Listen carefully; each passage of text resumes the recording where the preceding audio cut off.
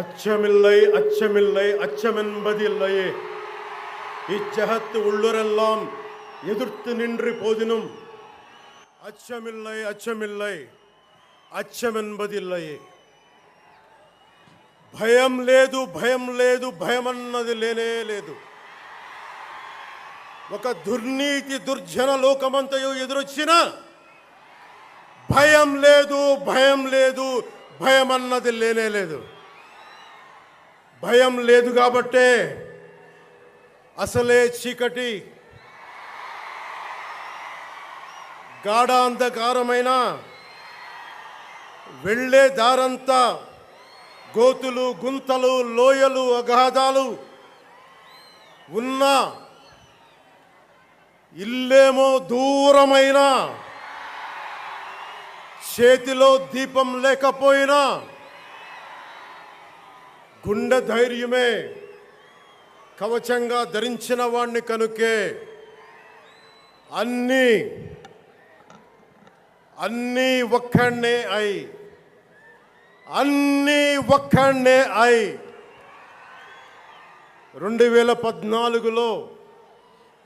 2014లో జనసేన పార్టీని స్థాపించాం.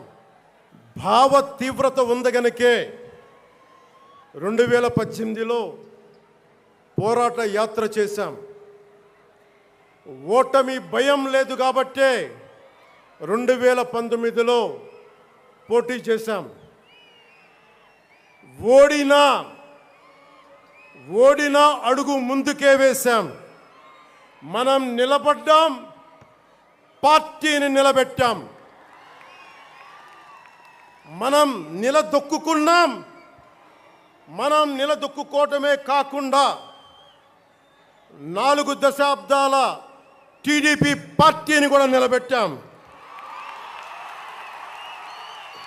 మనం ఓడినప్పుడు 2019లో మీసాలు మెలేశారు, జబ్బలు చరిచారు, తొడలు కొట్టారు, మన ఆడపడుచుల్ని అవమానించారు, ప్రజల్ని నిరంతరం హింసించారు. ఇదే న్యాయం అని మన నాయకులు, మన జన సైనికులు, మన వీర మహిళలు అందరూ అడిగితే, గొంతెత్తితే వారిపైన కేసులు పెట్టారు, జైళ్ళల్లో పెట్టారు, నిర్బంధంలో తోశారు.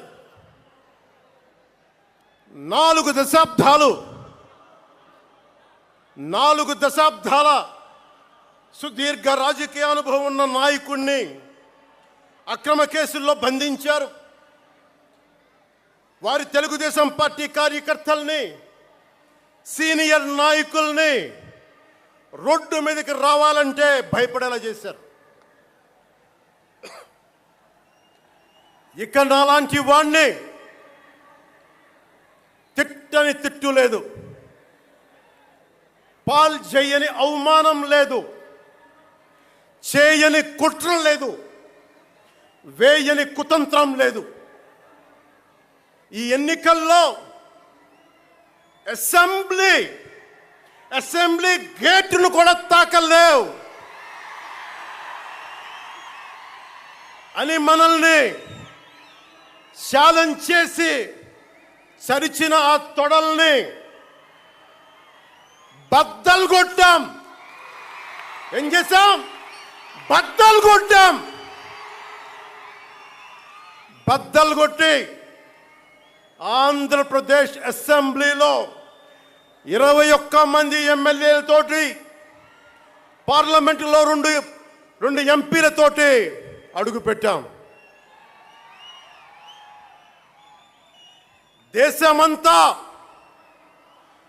దేశమంతా తల తిప్పి తిరిగి చూసేలా 100% స్ట్రైక్ రేట్తో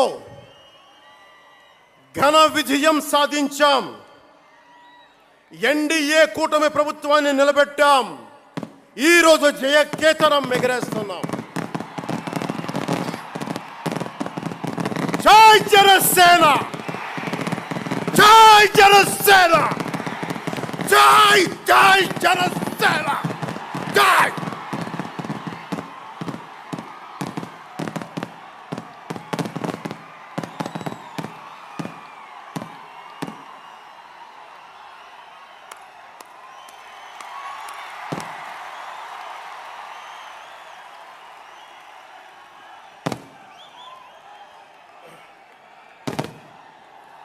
భరత భూమి నేర్పినదో, ప్రజాకోటి నేర్పినదో నిజమేమిటో కానీ ఒట్టి చేతిలో శత్రువుపై దుమికే శక్తి ఉంది అని చెప్పిన దాశరథి కృష్ణమాచార్య మాట బలం తెలంగాణకే కాదు, నెల్లూరులో చదువుకున్న నాకు కూడా.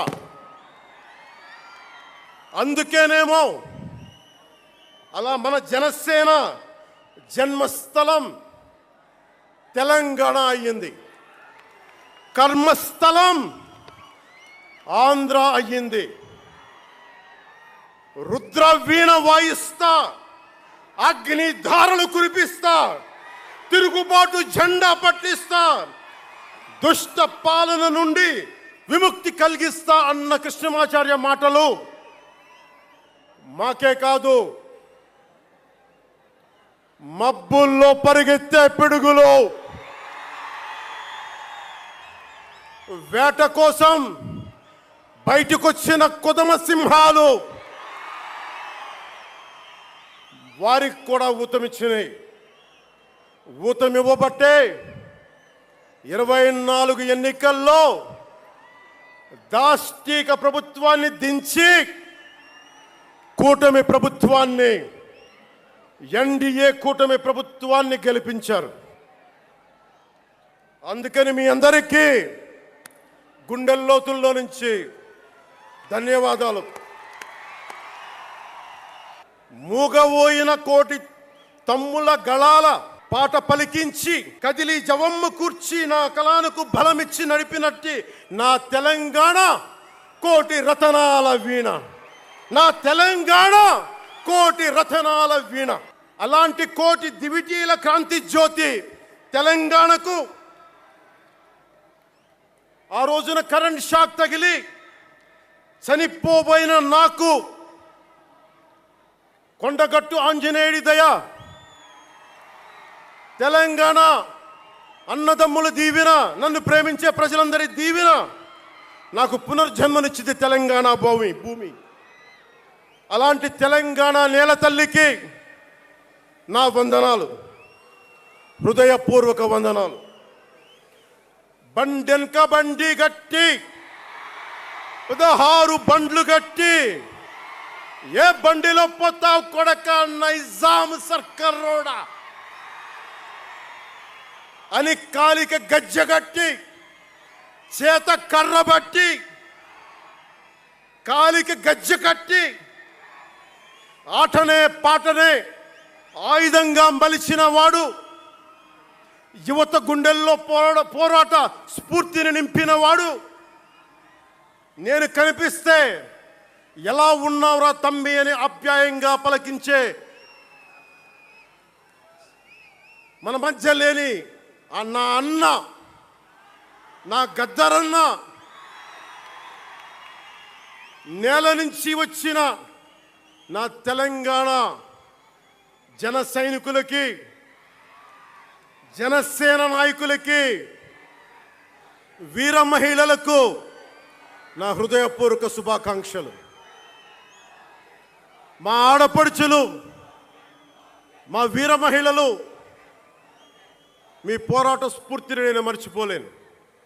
మీరు నా దృష్టిలో, ప్రజల దృష్టిలో, అందరి దృష్టిలో మీరు రాణి రుద్రమ్మలు, వీరనారి గున్నమ్మలు, మా జనసేన వీర మహిళలు.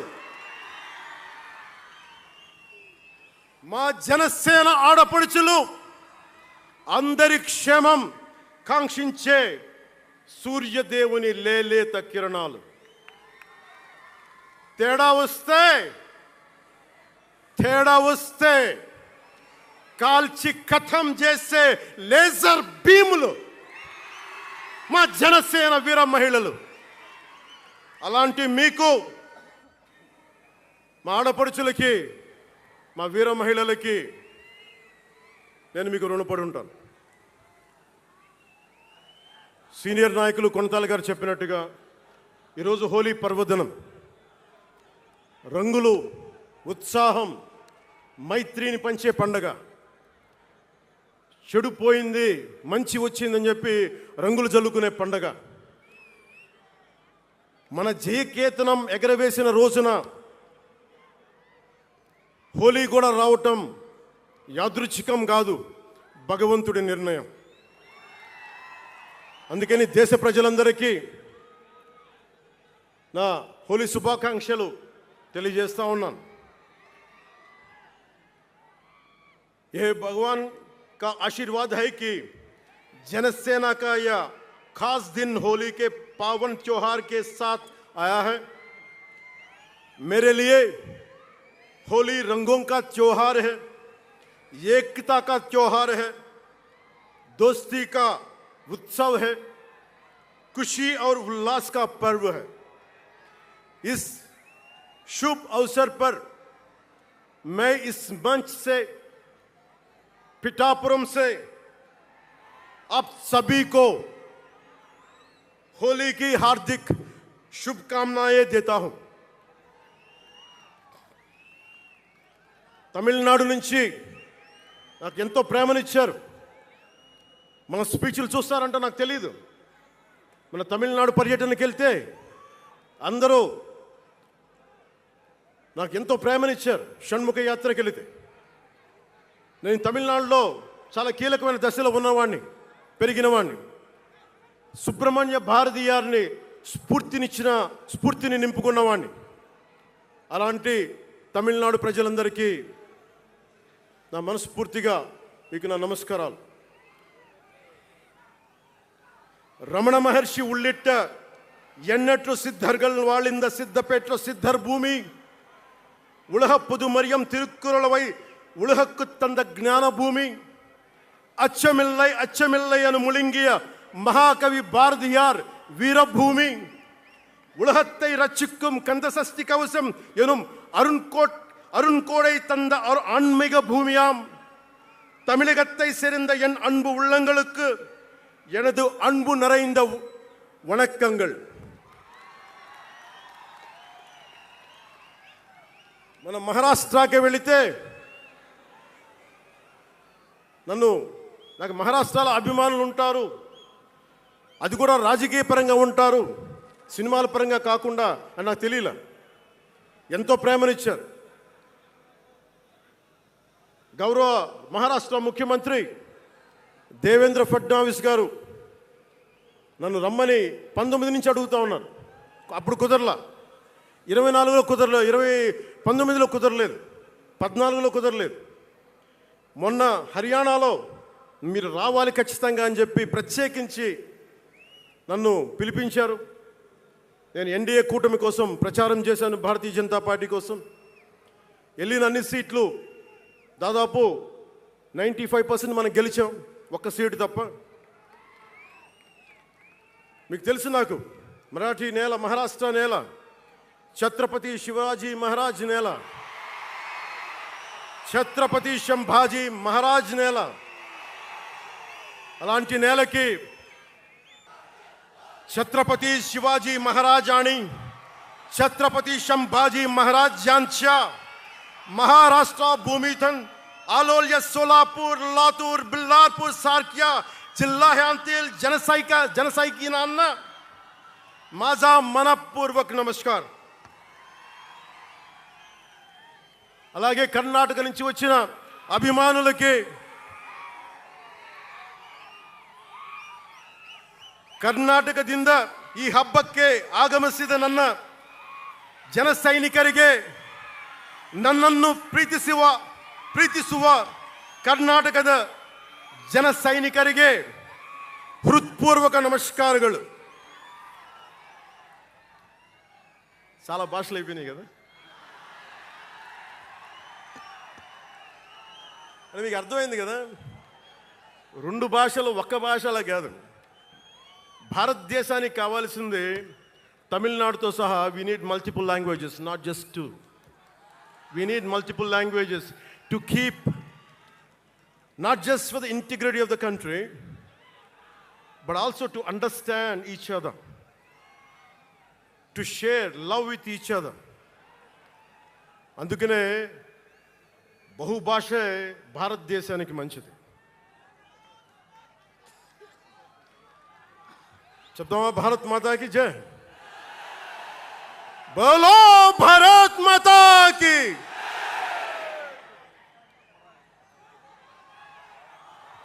అలాగే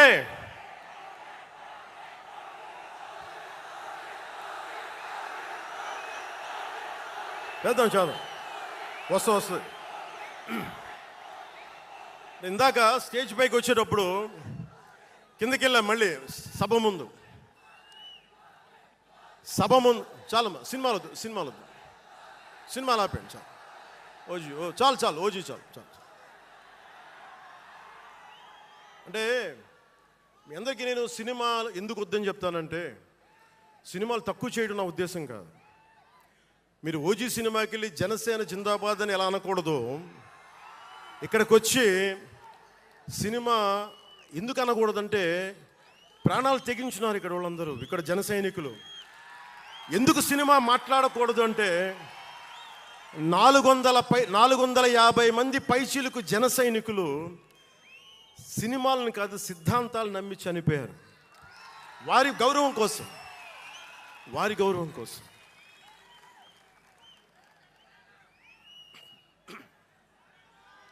ఇందాక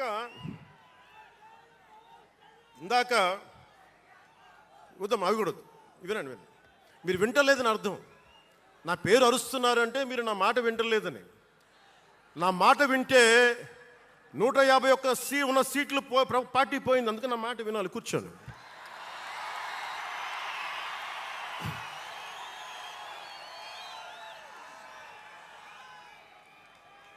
ముందుగా నేను 11 సంవత్సరాల క్రితం పార్టీ పెట్టినప్పుడు, ఈరోజు మీకు డేటాలు చెప్పను, ఎన్డీఏ ప్రభుత్వం గురించి వీటిని చెప్పలేను. నేను మీతోటి 11 సంవత్సరాలు పార్టీని ఎలా నడిపాం, ఏ బేసిస్తో నడిపాం, నా కష్టాలేంటి, నేను పడ్డ ఇబ్బందులేంటి, కొన్ని పంచుకుంటాను. అన్నీ పంచుకుంటే సంవత్సరం కావాలి. నేను ఓటమిలు ఎలా ఉంటాను, గెలుపులు ఎలా ఉంటాను.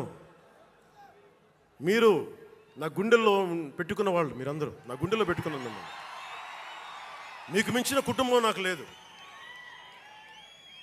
అలాంటి నేను 2014లో ఒక్కడనే కూర్చొని జ్వలిస్తూ మదించిపోతూ, మన ఆలోచనతో మధిస్తూ, ఎలా చెప్పాలి, పెద్ద రాజకీయాల మీద నా చాలామందితో కసరత్తులు చేసిన వాడిని కాదు. 2009లో అప్పుడు రాజకీయ ప్రస్థానం తప్ప. 2003లో నేను మా నాన్నకి చెప్పాను ఫస్ట్. ఈరోజు మా నాన్నగారు లేరు, స్వర్గస్థులయ్యారు. మా నాన్నకి మా అమ్మకి 2003లో చెప్పారు, అమ్మ నేను ఒకరోజు పాలిటిక్స్కి వెళ్తాను. మా మా నాన్నకి నచ్చల మాట. శుభ్రమైన కెరీర్ పెట్టుకొని పిచ్చేంట్రా నీకనే. కానీ నేను చెప్పలేకపోయినా ఆ రోజున. నేను సినిమాలని దృష్టిలో పెట్టుకొని ఎదగలేదు, సమాజాన్ని దేశాన్ని దృష్టిలో పెట్టుకుని ఎదిగాను. సినిమా నాకు ఉపకరణం అయింది, కానీ సినిమా నా జీవితం కాల. చెప్పలేకపోయినా ఆ రోజున.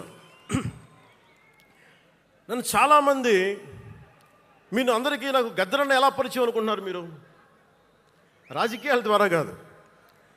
గద్దరన్న ఖుషీ సినిమా చూసి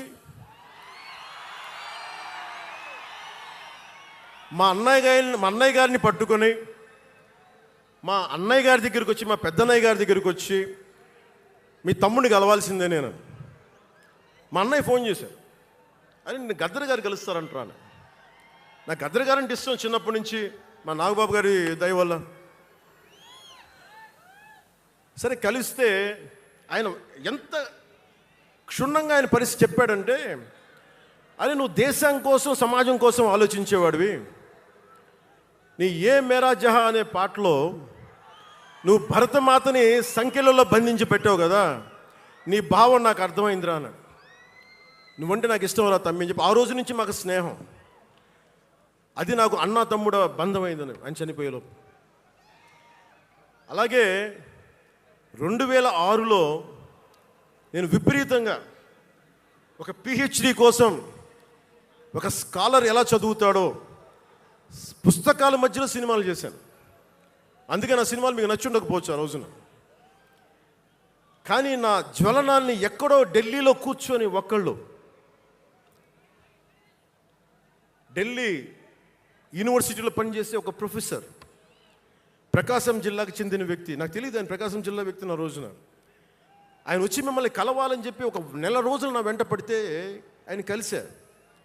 ఆయన వచ్చి నన్ను ఒకే ఒక మాట అడిగారు 2006లో, మీరు రాజకీయాల్లోకి వస్తారా? బహుజన సిద్ధాంతం మేము ముందుకెళ్తాం, చాలామంది అడిగి నన్ను పంపించారు, మీరు సంసిద్ధం అంటే నేను మాట్లాడతాను, నేను కదుపుతానంటే ఆ రోజున నాకు ఇంకా మెచ్యూరిటీ లేదు. ఒక కుటుంబాన్ని నడపడానికే చాలా శ్రమ పడాలి, ఒక కుటుంబాన్ని ఏకతాటిపైన తీసుకురావాలంటే నేను కష్టపడాలి, ఒక సినిమా చేయాలంటే నేను ఇంత కష్టపడాలి, ఇన్ని కోట్ల మందికి సంబంధించిన జీవితాన్ని ఒక భావంతో కట్టిపడేయాలంటే నాకు ఇంకా అంత మెచ్యూరిటీ లేదు, మెచ్యూరిటీ వచ్చిన రోజున మీకు తెలియజేస్తానని చెప్పాను. ఆ వ్యక్తి అప్పటి నుంచి ఇప్పటిదాకా అరుదుగా అప్పుడప్పుడు కలుస్తూ ఉంటాను. ఈ రోజున హైదరాబాద్ సెంట్రల్ యూనివర్సిటీ ప్రొఫెసర్, మీలో కొంతమందికి తెలిసి ఉండొచ్చు, ప్రొఫెసర్ శ్రీపతి రాముడు గారికి మనస్ఫూర్తిగా నా ధన్యవాదాలు తెలియజేస్తున్నాను. వారిని వేదికపైకి రమ్మని మనస్ఫూర్తిగా కోరుకుంటా ఉన్నాను. ఎందుకంటే మీరు ఓజీ ఓజీ అని అరుస్తూ ఉంటే నన్ను సినిమాల కంటే కూడా సినిమాల్లో ప్రజలకి పనిచేసే మనిషిని చూశారు ఇలాంటి మేధావులందరూ, పోరాట యోధులందరూ. సో నాకు ఎప్పుడు కూడా ఆయన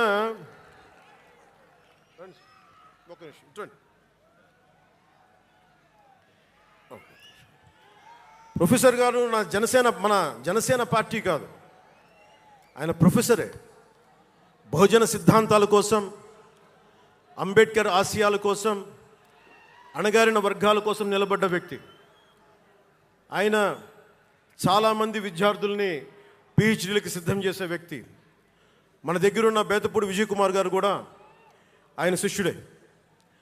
ఇలాంటి శిష్యులు ఎంతోమంది తయారు చేసి ఆయన జనసేన ఎప్పుడు నాకు అండగా ఉంటారు. ఓడిపోయినా నిలబడ్డా ఎప్పుడైనా సరే నమ్మకం ఏంటంటే మీరు ఉండాలి, మీరు రాణించాలని నిరంతరం తప్పించే శ్రీపతి రాముడు గారికి నేను ఇవ్వగలిగేది ఒకటే, నా గుండెల నుంచి ప్రేమ ఇవ్వగలను.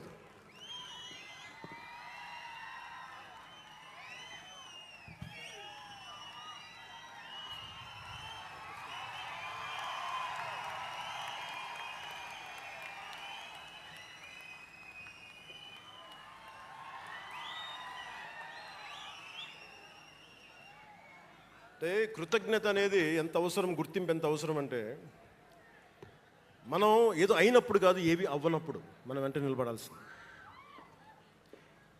నేను థ్యాంకింగ్ నోట్స్ చెప్దాం అనుకున్నా. ఎవరికి చెప్పాలి? ముందుగా ఈ సభా వేదిక కోసం పారిశుద్ధ్య సిబ్బందికి, నా గుండెల్లో పెట్టుకొని గౌరవించే నా పారిశుద్ధ్య సిబ్బందికి ముందుగా మీ అందరికీ నా హృదయపూర్వక నమస్కారాలు, హృదయపూర్వక ధన్యవాదాలు. యాక్చువల్గా నేను అనుకుంది ముందుగా పారిశుద్ధ కార్మికులకి సన్మానం చేసి స్పీచ్ మొదలు పెడదామని. ఎక్కువ మంది ఉండటం వల్ల మన సమయం సరిపోదు కాబట్టి రేపు పొద్దున మన సీనియర్ నాయకులందరినీ, సోదరులు నాగబాబు గారిని, ఎమ్మెల్సీ వారిని గౌరవించి చేయవలసిందిగా నేను కోరుకుంటున్నాను. అలాగే దారి పొడవునా శుభాకాంక్షలు తెలియజేసిన హోర్డింగ్స్ ద్వారా నా సోదరులు సోదరీమణులందరికీ, ప్రతి ఒక్కరికి, నాయకులందరికీ నా ధన్యవాదాలు. డిప్యూటీ సీఎం పేషి అధికారులందరికీ కూడా నా ధన్యవాదాలు. నా సెక్యూరిటీ సిబ్బందికి కూడా నా ధన్యవాదాలు. ఈ ఆవిర్భావ దినోత్సవానికి ముందుండి నడిపించిన గౌరవ సివిల్ సప్లైస్ మంత్రి, Janasena political affairs committee chairman, నన్ను కాలానికి నా పరీక్షలు పెట్టి కానీ ఒకసారి నిర్ణయం తీసుకున్న తర్వాత ఓడిపోయినా కానీ వెన్నంటే నిలబడ్డ నా సోదరుడు పిఎస్సి చైర్మన్, గౌరవ సివిల్ సప్లైస్ మంత్రి శ్రీ నాదెండ్ల మనోహర్ గారికి నా హృదయపూర్వక ధన్యవాదాలు.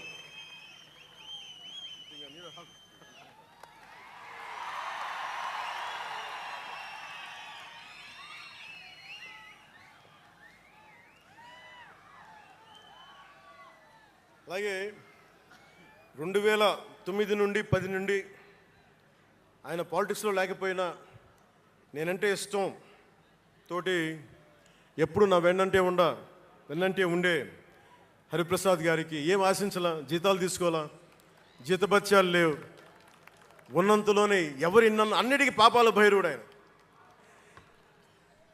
పవన్ కళ్యాణ్ ఆ నిర్ణయం తీసుకోలేదంటే ఈయనే ఉంటాడు కారణం అంట. పవన్ కళ్యాణ్ తేలిక మాట నేస్తాడు అందరి మాట. పవన్ కళ్యాణ్ కొంచెం ఆలోచన ఉంటుంది కదా, ఎవరికి ఇవ్వాలి ఎందుకు ఇవ్వకూడదని. కానీ ప్రతిదానికి నేను తీసుకున్న నిర్ణయాలకి ఆయన భరించాడు. అలాంటి అన్నిటినీ భరించి నా వెన్నంటే ఉన్న హరిప్రసాద్ గారికి మనస్ఫూర్తిగా నా ధన్యవాదాలు.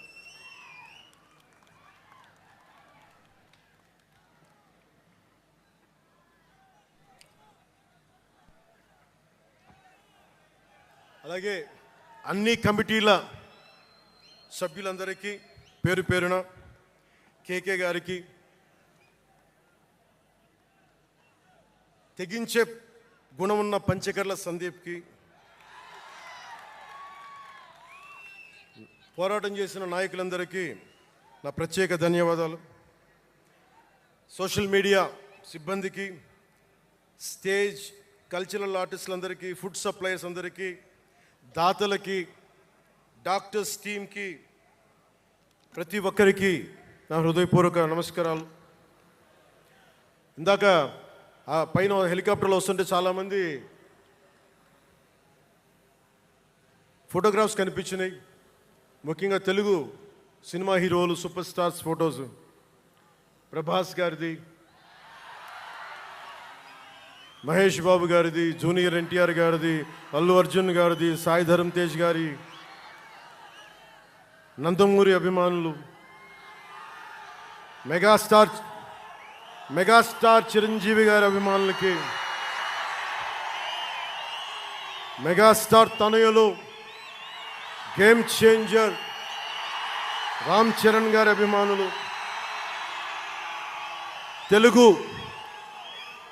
హీరోయిన్లు, ప్రతి నటుల అందరి హీరోల అభిమానులు, మీ అందరికీ కూడా నా ప్రత్యేక నమస్కారాలు, ధన్యవాదాలు.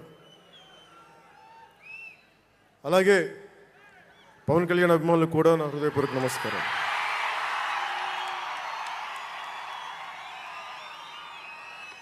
మద్దతు ఇచ్చిన జనసేనతో పాటు ఎన్డీఏ కూటమి పక్షాలైన తెలుగుదేశం, బీజేపీ నాయకులకు, కార్యకర్తలకు నా ప్రత్యేక ధన్యవాదాలు. అసలు మనం ఇంత ఘన విజయం సాధించాం. మనం కలిసి పోరాటం చేశాం, కష్టాలు ఉన్నప్పుడు చెయ్యినందించాం. అది గుర్తుపెట్టుకొని ఈ రోజున డిప్యూటీ ముఖ్యమంత్రి, ఉప ముఖ్యమంత్రిగా కలిసి ఒక వ్యక్తితో బలంగా ప్రయాణం చేస్తూ ఉన్నాను. 4 దశాబ్దాల సుదీర్ఘ అనుభవం రాజకీయ నాయకులు, హైటెక్ సిటీని రూపకల్పన చేసిన దార్శనికుడు, క్లేమోర్ మైన్స్ తోటి పేల్చేస్తే కింద పడితే దులుపుకొని మళ్ళీ రాజకీయాల్లో తిరిగి నెక్స్ట్ డే డ్యూటీలోకి వచ్చిన బలమైన నాయకుడు, శ్రీ గౌరవ ముఖ్యమంత్రి శ్రీ నారా చంద్రబాబు నాయుడు గారికి, వారి తనయులు శ్రీ నారా లోకేష్ గారికి నా హృదయపూర్వక ధన్యవాదాలు, నమస్కారాలు.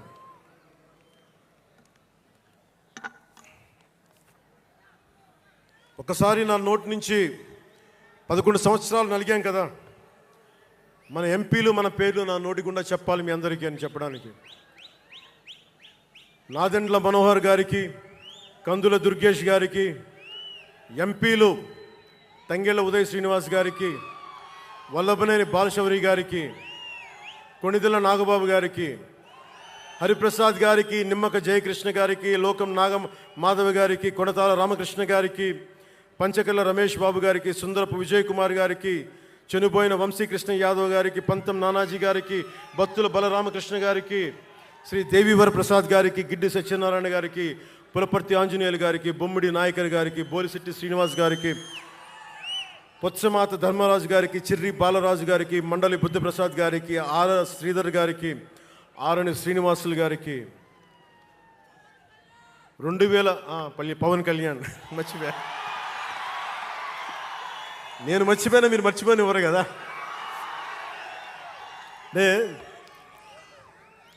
ఇది మనం 11వ సంవత్సరం, వారు 11కి అంకితం చేశాం.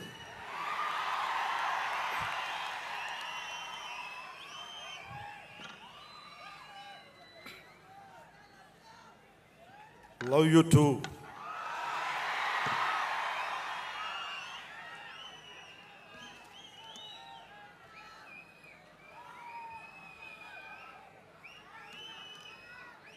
అలాగే ఈ సభకి పోలీస్ వ్యవస్థ మీకు తెలుసు, మనం ఎంత నలిగిపోయామో. గత 5 ఏళ్లలో మనం ఎంత నలిగిపోయామో మీకు తెలుసు.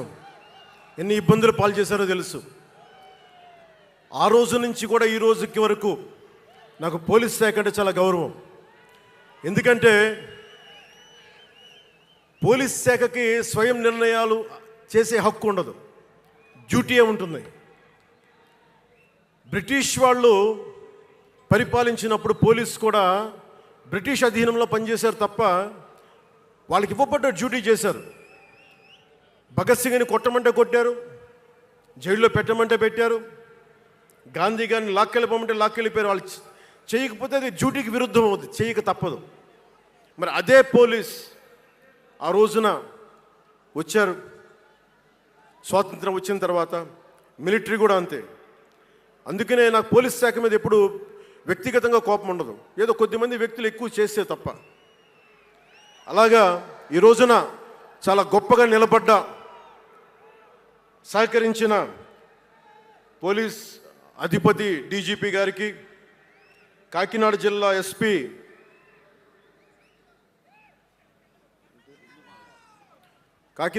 ఎస్పీ బిందు మాధవ్ గారికి, కలెక్టర్ శ్రీ షణ్మోహన్ గారికి, రెవెన్యూ అధికారులకు, ఇతర పోలీస్ అధికారులకు, మున్సిపల్ అధికారులకు, బందోబస్తు డ్యూటీకి వచ్చి అన్ని జిల్లాల నుంచి వచ్చిన నలిగిపోయి ఎండలో ఉన్న నా కానిస్టేబుల్ సోదరులకు, ప్రతి ఒక్కరికి పేరు పేరున నా హృదయపూర్వక ధన్యవాదాలు, హృదయపూర్వక కృతజ్ఞతలు.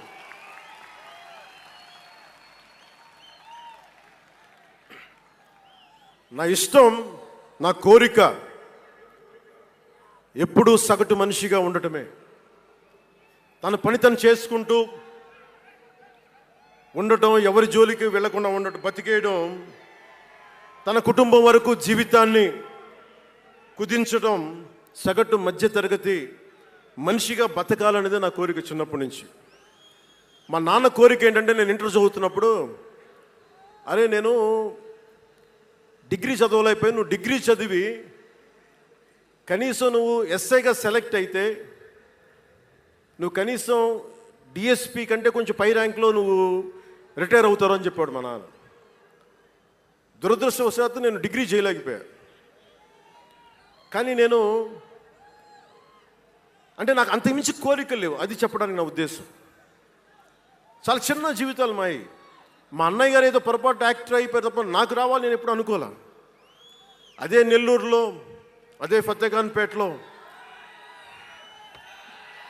చిన్న ఇంట్లో ఇంకొక మామిడి మొక్క ఉంటే బాగుంటుంది అనుకున్న కోరిక తప్ప కోట్లు సంపాదించాలి, పేరు రావాలని ఎప్పుడు ఆశించాల. సో నన్ను ఎలా పెంచారు మా ఇంట్లో అంటే మీరు ఆశ్చర్యపోతారు. మొన్న నా friend Anand Sai TTD board సభ్యుడిగా నియమితులయ్యారు. అతను చెప్తా ఉన్నాను నాకు ఈ మధ్యన, నన్ను ఎలా పెంచారంటే మా ఇంట్లో అతని ఆనంద్ సాయి మాటల్లో, చిన్న తంబి అని తమిళ సినిమా ఉంటుంది, మన తెలుగులో చంటి అని సినిమా తీశారు. చిన్న తంబి కదా ఆనంద్, అవునా? అందులో హీరోయిన్ని ఎలా పెంచుతారు ఇంట్లో నుంచి బయటికి వెళ్లకుండా? చంటీలో హీరోయిన్ మీనాని ఎలా పెంచారు ఇంట్లో నుంచి బయటికి వెళ్లకుండా? మా ఇంట్లో నన్ను అలా పెంచారు. వీడి బయటికి వెళ్తే ఏమైపోతాడో, సున్నితమైన వ్యక్తి, వీడికి ఆస్తమా ఉంది, వీడికి ఇలాంటి పరిస్థితుల్లో నన్ను ఇంట్లో నుంచి కదలనివ్వకుండా, ఎక్కడికి వెళ్ళనివ్వకుండా, ఎక్కడికైనా బయటికి వెళ్తే పంపించారు. ఒకరోజు చెన్నైలో నేను అన్నానగర్లో కంప్యూటర్ ప్రోగ్రామింగ్ కోర్స్ చేసేవాడిని ఒక సంవత్సరం పాటు. ఆ ప్రోగ్రామ్ ఫైనల్ చేసే పరిస్థితుల్లో టైం 10:30 అయింది, 10:30 రాత్రి. ఇంటికి వెళ్ళడం గంట లేట్ అయింది. అంటే మనం సాయంత్రం 6 గంటలకల్లా వెళ్ళిపోవాలి. ఆ రోజు 10:30కి వెళ్తే చెప్పా పెట్టకుండా, అంటే మన కొంచెం లేట్ అయింది ఎగ్జామ్స్ వల్ల. ఇంటికి వెళ్ళేటప్పటికి ఎలా ఉంది అంటే, ఇంట్లో ఆడపిల్ల వెళ్ళిపోతే ఇల్లు ఎలా ఉంటుందో, 10:30కి నేను ఇంటికి వెళ్తే మా అన్నయ్య షూటింగ్ నుంచి క్యాన్సిల్ చేసుకుని వచ్చేస్తా ఉన్నారు. మా వదిన ఇంట్లో హాల్లో ఉంది, మా నాగబాబు వీధి బయట తిరుగుతూ ఉన్నాడు. మొత్తం అందరూ ఏమైపోయాడు, ఎక్కడికి ఏమైపోయాడని. నేను ఎగ్జామ్ రాసి వస్తున్నాను, బస్సులు దొరకలేదు నాకు, 2 బస్సులు మారి రావాలని చెప్పాను. నాకు కార్లు లేవు ఆ టైంలో. అంటే అలాంటి నన్ను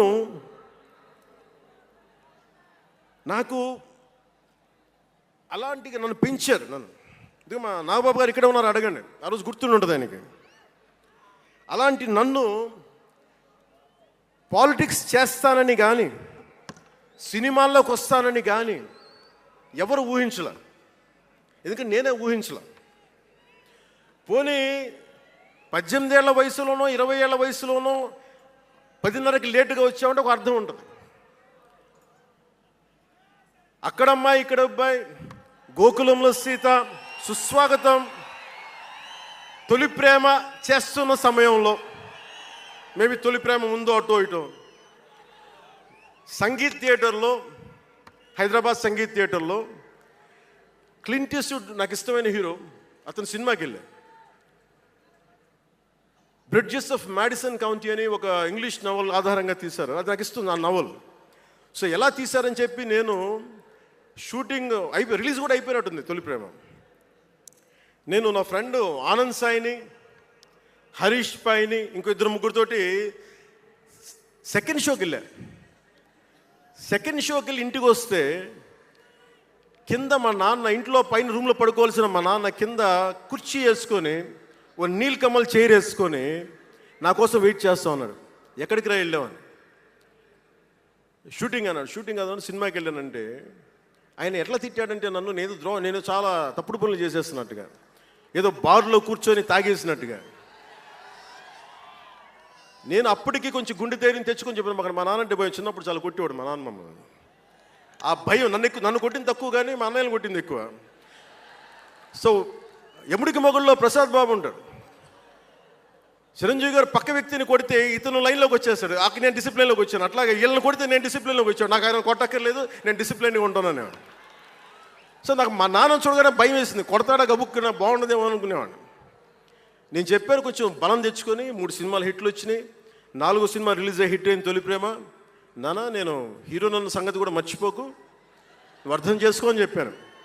ఇంకా ఎక్కువ తిట్టాడు. అంటే మా నాన్న తిట్లు ఎలా ఉన్నాయంటే చెప్పలేను. కానీ ఈ అర్ధరాత్రి అపరాత్రి తిరుగుళ్ళు ఏంట్రా, ఈ సెకండ్ షోలకి వెళ్ళడం ఏంటి, ఏదో హీరో అయ్యావు అయితే అన్ని హెల్ప్ చేసేస్తావా అని తల ఉంచుకొని పైకి వెళ్ళిపోయాడు. అంటే అలాంటి నేను ఇన్ని కోట్ల మందికి సంబంధించిన పాలిటిక్స్ చేయాలంటే భగవంతుడు రాసిన రాత కాకపోతే నేను కోరుకున్నదా కాదు అది. అలాంటి వాతావరణంలో పెరిగిన నేను ఈ సినిమాలు ఏంటో, ఈ పాలిటిక్స్ ఏంటో, పార్టీ పెట్టడం ఏంటో అని అనుకుంటే అంటే ఇందాక ఎందుకు బయటికి వెళ్ళానంటే ఇవన్నీ ఆలోచిస్తున్నా. ఇదంతా భగవంతుడు మాయ తప్ప నాది కాదు నాకు తెలుసు. అలాంటి జీవితానికి దారి ఏర్పరిచింది, ప్రజా సమస్యలపై నిలబడేలా చేసింది, పార్టీ పెట్టనిచ్చింది నాలోని భావ తీవ్రత. పార్టీ పెట్టనిచ్చింది భావ తీవ్రత, పుస్తక పఠనం, డబ్బులు సంపాదించాక ఖర్చు పెట్టనంటే ఎలా కుదరదో, వద్దనుకున్న ఏదోలా ఖర్చు అయిపోతాయి. అలాగా కొంత జ్ఞానం వచ్చాక, కొంత చదివాక, కొంత చెయ్యగలిగే సత్తా ఉన్నాక నేను ఊరికనే కూర్చుంటాను, నేను ఏమి చెయ్యనంటే జీవితం అలా ఉండనివ్వదు. అలాంటి నన్ను ఏదో సాటర్డే సండే షూటింగ్ ప్రాక్టీస్కి వెళ్ళి మెడ్రాస్ రైఫిల్ క్లబ్లో, మార్నింగ్ లయలో కాలేజీలో జాగింగ్ చేసుకొని, ఇంటికి వచ్చి పుస్తకాలు చదువుకొని, మా వదినకి ఏదైనా అవసరమైతే పనులు చేసి పెట్టి, ఇలాంటి నేను సగటు మనిషి, మధ్యతరగతి మనిషి, అంతకుమించి వేరే పట్ల. పనగల్ పార్క్ వెళ్ళి కూరగాయలు తీసుకురావడం, వంకాయ ఎంత, తక్కాలి ఎంత, అంటే మన ఉల్లిపాయలు వంకాయలు ఎంత అని ఇట్లాంటివి తీసుకొచ్చేవాడిని. నెల్లూరులో పెద్ద బజారు, మన పెద్ద బజారు చిన్న బజారుకి వెళ్ళి ఇంటికి కావాల్సిన సామాన్లు తీసుకొచ్చేవాడిని. నాకు అంతకుమించి జీవితాన్ని కోరుకోలేదు నేను. అలాంటిది నేను యాక్టర్ అయ్యాను, ఈ రోజున పొలిటికల్ లీడర్ అయ్యాను, దేశమంతా గుర్తించే అయ్యానంటే ఇది ఏది కూడా నేను కోరుకుంది కాదు, నాకు ఇవ్వబడింది. అందుకే నేను కర్మే చేస్తాను, నేను ఫలితం ఆశించను.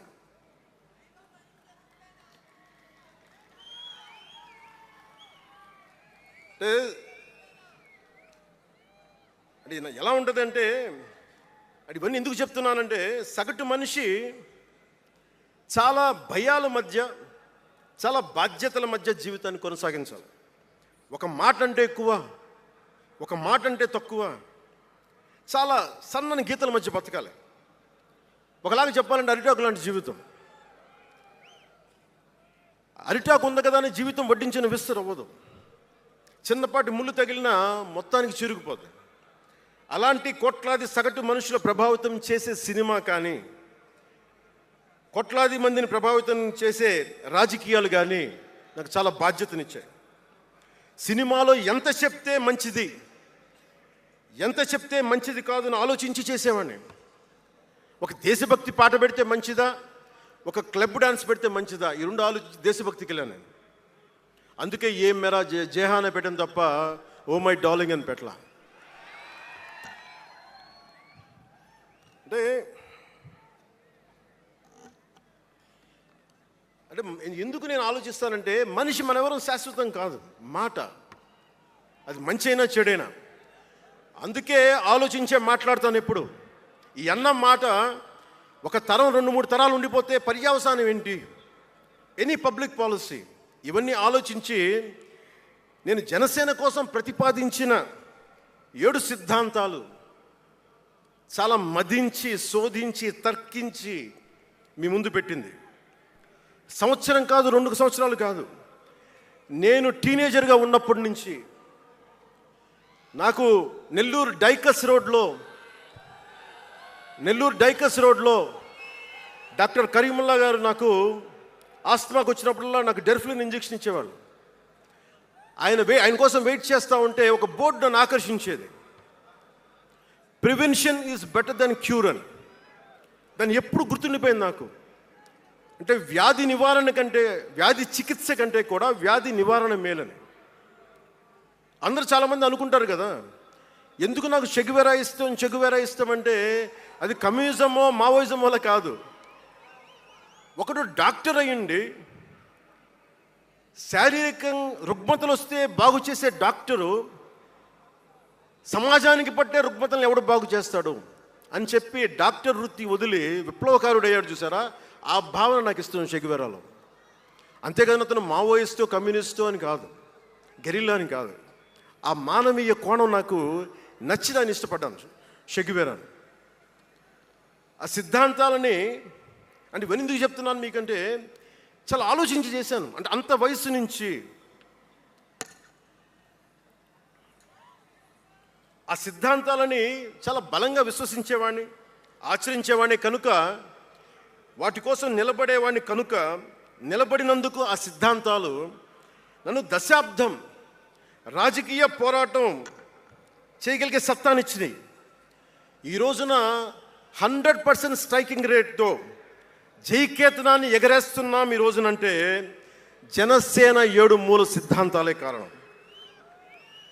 అంటే మీకు మొన్న మన జనసేన ఆవిర్భావ దినోత్సవం అని అనగానే పవన్ కళ్యాణ్, నేను ఎంత పేరుందో నాకే తెలీదు, ఇంగ్లీష్ పేపర్లో కూడా రాస్తారని నా పేరు అనుకుంటాను అప్పుడప్పుడు. ఏదో నేషనల్ పేపర్లో ఢిల్లీ నుంచి ఎవరో తెలుగు జర్నలిస్ట్ పంపించలే, హిందీ జర్నలిస్ట్ పంపించారు నాకు. Pawan Kalyan changes his ideology left right and centre అని. అంటే వీడి అవసరాలకి ఎలా పడితే అలా మార్చేస్తాడని నాకు అనిపించింది. అలా ఎలా పడితే అలా మార్చేసేవాడు 11 సంవత్సరాలు పార్టీని నడపగలడా? 7 సినిమాలతోటి సూపర్ స్టార్డమ్ రాగలదా?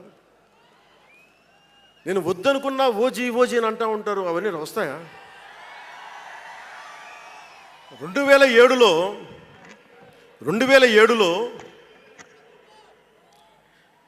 నేను కామన్ మ్యాన్ ప్రొటెక్షన్ ఫోర్స్ పెట్టినప్పుడు చాలామంది నాకు ఇష్టమైన నాయకులు, ప్రభావితం చేసిన నాయకులు, ఒకరితో ఒకరికి సంబంధం లేదు. ఒకళ్ళు నారాయణ గురు అయితే ఇంకొకళ్ళు షెగువేరా, ఒకళ్ళు జయప్రకాష్ నారాయణ అయితే ఇంకొకళ్ళు లోకమాన్య బాలగంగాధర్ తిలక్, ఒకళ్ళు మదర్ తెరీసా అయితే ఇంకో వైపున భగత్ సింగ్. ఆ రోజు నన్ను అందరూ అన్నారు, నీకేంటి ఇంత పిచ్చి ఏంటి, నీకు కన్ఫ్యూజ్డ్ ఐడియాలజీ నీది అంటే నేను రోజు చెప్పలేకపోయాను అందరికీ. పవన్ కళ్యాణ్ ఐడియాలజీ ఏంటంటే ఇంత భిన్నమైన వ్యక్తుల్లో ఏకత్వం చూడగలగడం పవన్ కళ్యాణ్ ఐడియాలజీ. ఆ ఏకత్వాన్ని చూడగలిగాం కాబట్టి ఆ 7 సిద్ధాంతాలు వచ్చినాయి. నాకు ఒక్కొక్కరిలో నాకు నచ్చిన అంశాన్ని తీసుకొని నాకు వ్యక్తిగతంగా బలం ఇవ్వడం చూశాను. అది నా మీద ఎంత ప్రభావితం చూపించింది, అది ఎంత సక్సెస్ ఇచ్చిందో కూడా నాకు తెలుసు. అంటే నేను అందరిలాగా నేను కాలేజీలకి యూనివర్సిటీలకి వెళ్ళాను, డాక్టరేట్ లేకుండా పోవచ్చు, యూనివర్సిటీస్కి వెళ్ళి ఉండకపోవచ్చు, కానీ జ్ఞానాన్ని సముపార్జించటం నా చిన్నప్పటి నుంచి ఈ క్షణం దాకా నేను ఎప్పుడూ ఆపలా, ఎప్పుడు నేర్చుకుంటానే ఉన్నాను. అంటే చిన్నప్పుడు ఇలస్ట్రేటెడ్ వీక్లీలు, ఫ్రంట్ లైన్ మ్యాగజైన్లు, న్యూస్ పేపర్లు, సోవియట్ భూమి పత్రికలు, చరిత్ర, సంస్కృతి పుస్తకాలు, సాహిత్యం, ఫిలాసఫీ, ఫారిన్ అఫైర్స్ ఇవేమి చదవడం ఆపలా ఇప్పటిదాకా. అవన్నీ సామాజిక, చారిత్రక, రాజకీయ అంశాల మీద అవగాహన లేకుండా ఎందుకు పార్టీ పెడతాం? దేశ విభజన, కలోనియల్ చరిత్ర, తిరుగుబాట్లు, చిట్టాగాంగ్, విప్లవ వీరులు, తాకట్టులో భారతదేశం, యాడమ్ స్మిత్లు, మాల్థూసియన్ థీరీలు చదవకుండా, అర్థం చేసుకోకుండా పార్టీ పెట్టేస్తామా? అంటే ఇవన్నీ ఇంత అవగాహన, ఇంత సామాజిక పరిజ్ఞానం సినిమాలు చేసుకునే వాడికి ఎలా ఉంటుంది అవగాహన అని? అదే కదా. అంటే దానికోసం ఎలా పుట్టాలండి? ప్రత్యేకంగా తెల్లగడ్డ వేసుకొని పుట్టాలా అండి? ఆకాశంలోకి చూస్తా తెల్లగడ్డం వేసుకొని సామాన్యుడికి అర్థం కాని లిటరీ టర్మ్స్ తోటి మాటల్ని మాట్లాడాలా? పోనీ పార్టీ పెట్టాలి అంటే నాన్న ముఖ్యమంత్రి అయి ఉండాలా? మావయ్య కేంద్ర మంత్రి అయి ఉండాలా? బాబాయిని చంపించుండాలా అని ఎక్కడ రాసిలేదు కదా. అంటే దశాబ్దం పాటు ఒంటరిగా పార్టీని మొయ్యాలి అంటే ఎన్ని తిట్లు, ఎన్ని అవమానాలు భరించాలి, ఎంత నలిగుండాలి, ఎంత జ్వలించుకుపోవాలి, ఎన్ని పోగొట్టుకోవాలి. వ్యక్తిగత జీవితం నుంచి నా ఆరోగ్యం దాకా అన్నీ పోగొట్టుకుంటానే వచ్చాను. దానికి ఈ జయకేతనం నాకు ఆనందాన్ని ఇచ్చింది. ఎందుకు చెప్తున్నానంటే ఆరోగ్యం గురించి. నేను మార్షల్ ఆర్ట్స్ చేసేటప్పుడు 3 గ్రనైట్ రాళ్ళు గుండెల మీద పెట్టుకొని పగలగొట్టించుకునేవాడిని. 9 ఏళ్ల పిల్లలు, 8 ఏళ్ల పిల్లలు ముగ్గురిని ఒకళ్ళని ఇలా పట్టుకొని ఇంకొకటి భుజాల మీద ఎక్కించుకొని గుడుంబ శంకర్లో మోసుకొచ్చినంత బలం ఉంది. చూడటానికి బక్కగానే ఉంటా, కానీ బలం అపారంగా ఉండేది. అలాంటి నేను ఈ రోజున నాకు రెండో కొడుకు నేను ఎత్తుకోలేను. పెద్ద కొడుకుని ఎలాగ ఎత్తుకోలేను అనుకోండి, అది వేరే విషయం. నా రెండో కొడుకుని చిన్నవాడు 6-7 సంవత్సరాలు, వాడిని ఎత్తుకోలేను నేను, అంత బలహీన పడిపోయాను. కానీ బలం తెచ్చుకుంటాం. మీ అందరి ఆశీస్సులతోటి బద్దలు కొడతాం మళ్ళీ. అంటే రాజకీయాల్లో ఉండాలంటే రెండు, పిచ్చి పవర్ హంగ్రీ ఉండాలి, లేదా బలమైన సైద్ధాంతిక బలమన్నా ఉండాలి. వ్యక్తిగా ఎదగాలి, పదవే ముఖ్యం, అధికారమే ముఖ్యం, దానికోసం గుండాల్ని వాడుకుంటాం, మర్డర్లు చేయిస్తాం, వేల కోట్లు దోచేస్తాం, కులాలని కెలికేస్తాం, రకరకాల విద్వేషాలు రెచ్చగొడతాం, తద్వారా లాభపడతాం అన్నది ఇంకో పద్ధతి. నేను అది కోడికత్తిని వాడుకుంటాం, నేను అలాంటివి ఎంచుకోలే. సైద్ధాంతిక రాజకీయాన్ని ఎంచుకున్నాను. నాకు ఊహ తెలిసినప్పటి నుంచి అలాగే బతికాను. అందుకే నేను సమాజం, సమతుల్యత, భావితరాల భవిష్యత్తు, దేశం అంతరంగిక భద్రత, దేశ భద్రత, శత్రు దేశాల దాడులు ఆలోచించి దశాబ్దన్నర నలిగి గుండె రగిలి అందరిలోనూ చైతన్యం రగిలించి ఈ రోజున జనసేన జయకేతనం ఎగరవేస్తున్నాం. ఇది జనసేన పద్ధతి. Registered party to recognised party. It took us a decade time, decade plus.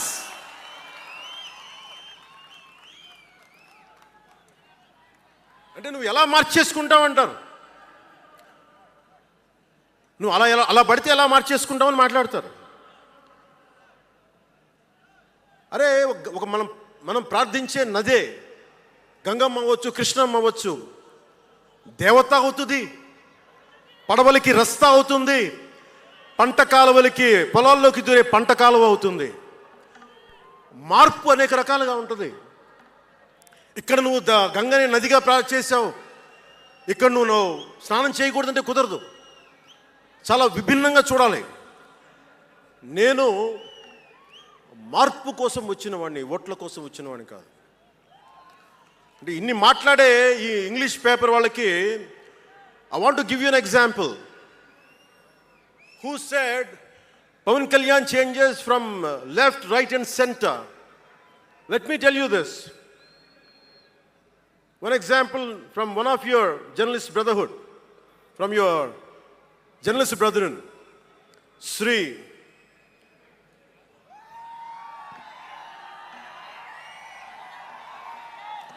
MJ Akbar. He wrote a book called Riot After Riot. ఆ పుస్తకంలో ఎంటైరిటీ అంతా how BJP is wrong, how BJP is communal అని all the stories he picked up is all about anti-BJP. But in 2014, same Mr. MJ Akbar has become MP for BJP. బీజేపీని తిట్టిన వ్యక్తే కాంగ్రెస్లో ఉండి బీజేపీకి వెళ్ళి మారగలిగినప్పుడు తప్పు లేదు, కానీ నేను ఇన్ని రకాలుగా మాట్లాడి తప్పు అయిపోయింది అది. అంటే ఇది, let me tell you, I blended the best of everybody. I have tested it on myself personally and applied to the party. That's why we got 100% striking rate.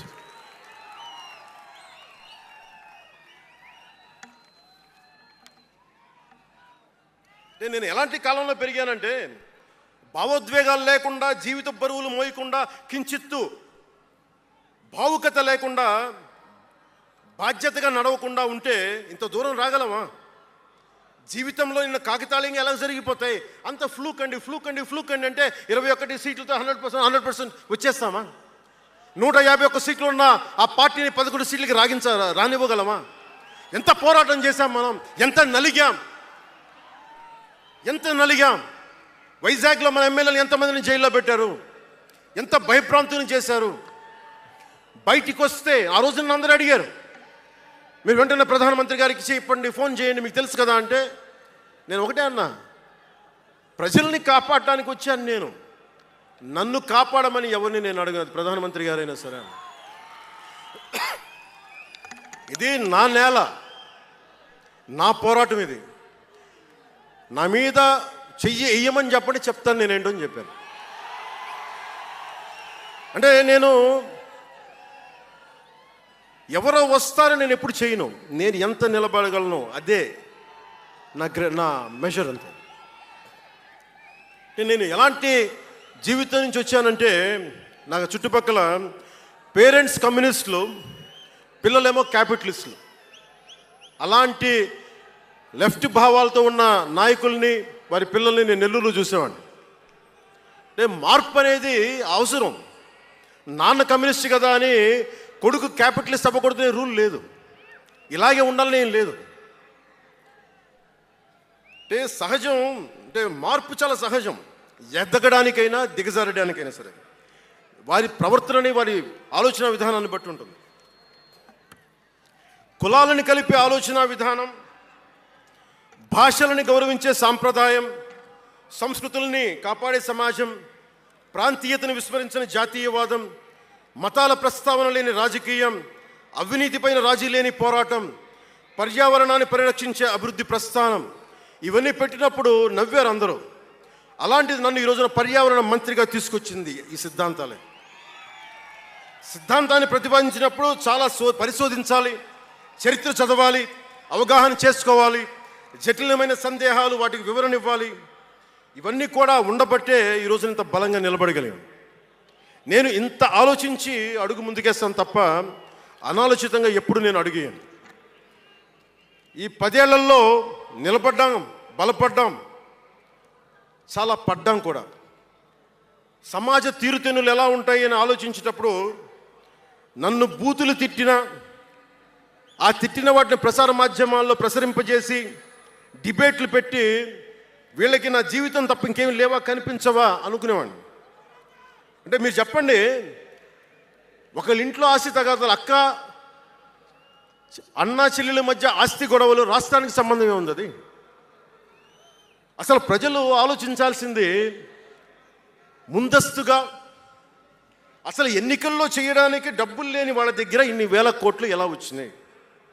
నేను డిగ్రీలు చదివి, పిహెచ్డీలు చదివి నాకు ఉపాధి రాకపోతే వీళ్ళు కేవలం రాజకీయాల్లో వచ్చి వేల కోట్లు ఎలా సంపాదిస్తారు? దానికోసం వాళ్ళిద్దరు కొట్టుకుంటుంటే అది మనకి ఎలా సమస్య అవుతుంది? ఇది మీరు ఆలోచించాల్సింది. అంతేగాని కూర్చోబెట్టి సినిమా సినిమా సినిమా అంటే మొక్కే కాదంట్లా. మీకు కోపం రావాలి కదా. అన్యాయం జరిగితే కోపం లేని సమాజంలో మార్పు ఎలా వస్తుంది? ఒక్కడికి కోపం వచ్చింది చిన్నప్పుడు, పవన్ కళ్యాణ్కి. ఒక్కడి కోపం వస్తే ఇంత మార్పు వచ్చింది. ఇన్ని లక్షల మంది కోపం వస్తే ఏం జరుగుతుంది మీరు ఊహించగలరా? ఆ కోపమే రావాలి అన్యాయం మీద. ఇక మిగిలింది మనకి భవిష్యత్తులో పైన కాకుండా ఎలాగ మనం ముందుకెళ్ళాలి, ఎలా సిద్ధంగా ఉండాలనేది మనం ఆలోచించాలి. కొన్ని కీలకమైన అంశాలు చెప్పి తెలియజేస్తాను. నార్త్ సౌత్ డివైడ్, ఉత్తర భారతం దక్షిణ భారతం, అలాగే క్యాస్ట్ సెన్సెస్, కులాల గణాంకం, డీలిమిటేషన్ ఇష్యూ, 3 లాంగ్వేజ్ ఫార్ములా, ఇవన్నీ మాట్లాడుతూ ఉన్నారు. వీటి మీద అలాగే మనం భవిష్యత్తులో సనాతన ధర్మ రక్షణ బోర్డు కానీ, ఫ్రీ హిందీ టెంపుల్స్ కానీ, ఇవన్నిటి మీద ఒకసారి మాట్లాడి నా అభిప్రాయాలు తెలియజేస్తాం. ఎందుకంటే భవిష్యత్తుకి దిశానిర్దేశం చేయాల్సిన సమయం ఇది. అందుకని మీకు కొంచెం ఓపికగా వినండి ఇది. ఎందుకంటే ఇది సరదాలకి, అల్లర్లకి సమయం కాదు. ఇది భవిష్యత్తుని నిర్దేశించే సమయం. దశాబ్దంన్నర తర్వాత వచ్చింది. అంటే 2009 నుంచి ఇప్పుడు దాకా చేస్తే వచ్చింది. సో నేను ఏం కోరుకుంటానంటే, అల్లరి చిల్లరగా ఉండేవాళ్ళు నాకు అవసరం లేదు. నిలకడగా నిలబడేవాళ్ళే నా సైన్యం.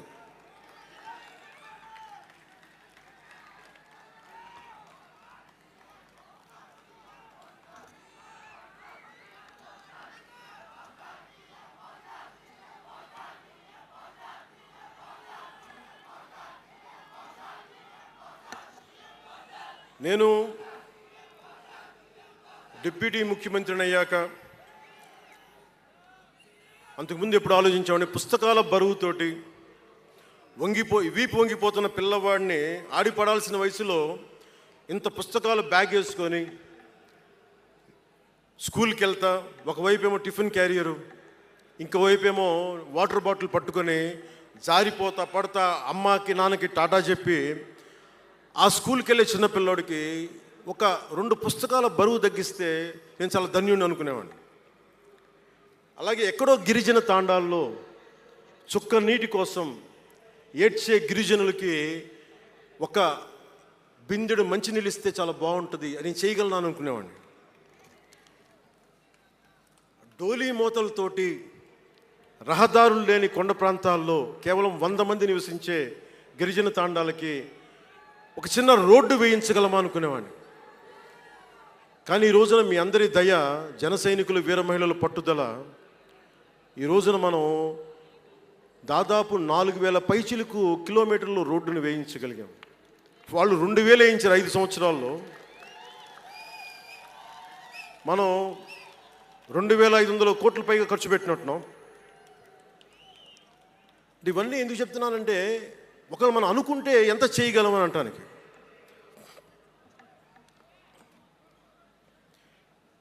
సమస్యలు ఏమున్నాయి మన దేశంలో ఇప్పుడు అంటే, ముఖ్యంగా పార్టీలో వేదిక పైన ఉన్న నాయకులకి, జన సైనికులకి, మీ అందరికీ కూడా ఇది చాలా కీలకమైన సమయం.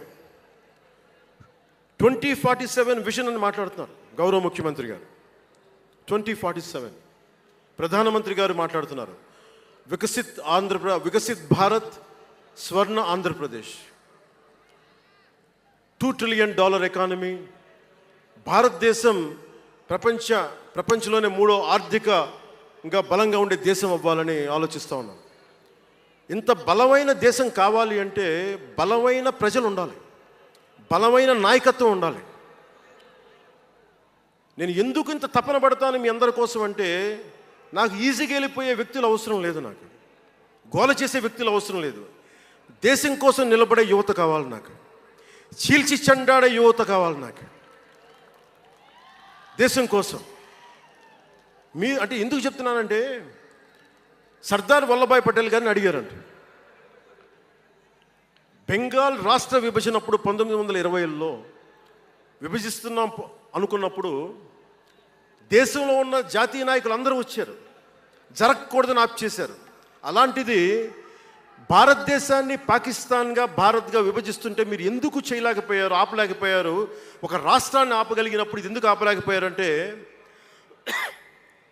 ఆయన అన్న మాటలు ఏంటంటే, మాకు వయసు అయిపోయింది, పెద్దవాళ్ళం అయిపోయాం, జైల్లో నలిగిపోయాం, సరికొత్త యువరక్తాన్ని తయారు చేయలేకపోయాం, మాకు శక్తి సన్నగిల్లింది అని.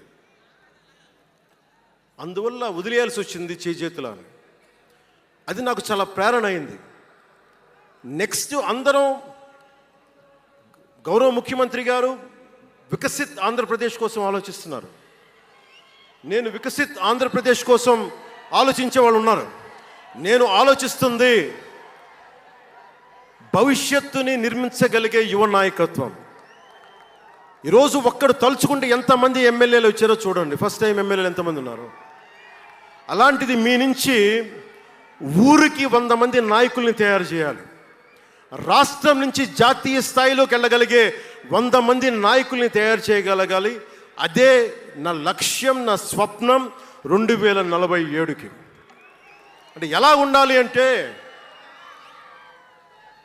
విదేశాలకి వెళ్ళాల్సిన అవసరం రాకూడదు ఇంక మనకి.